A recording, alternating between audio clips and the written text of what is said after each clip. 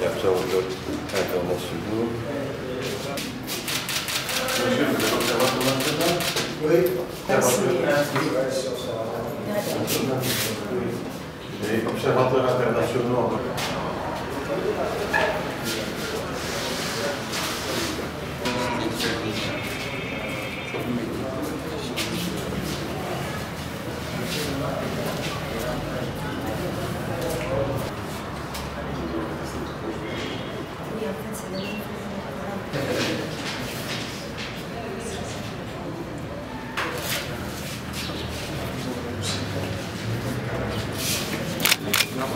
Voilà, c'est mon premier électeur.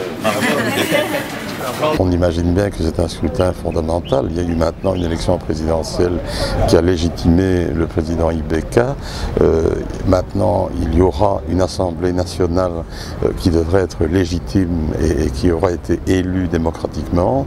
Je pense que c'est important que l'on parachève, si vous voulez, l'architecture institutionnelle, puisqu'après ça, il y a des travaux gigantesques dont ils vont devoir s'occuper, d'une certaine manière revisiter, refonder un certain nombre d'institutions, régler les problèmes qui ont été à la base du désordre et du chaos et du drame aussi, et du malheur des Maliens.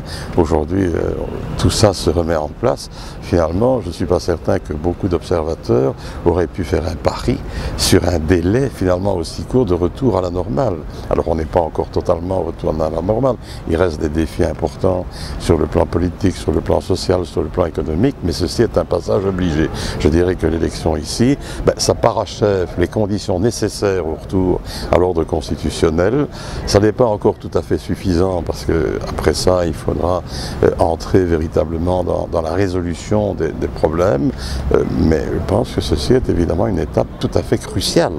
On imagine quand même difficilement un président élu légitimement fonctionner avec une assemblée parlementaire qui n'était plus, dans le fond, dans le standard institutionnel, puisqu'il fallait des élections pour le faire. Ces élections ont lieu.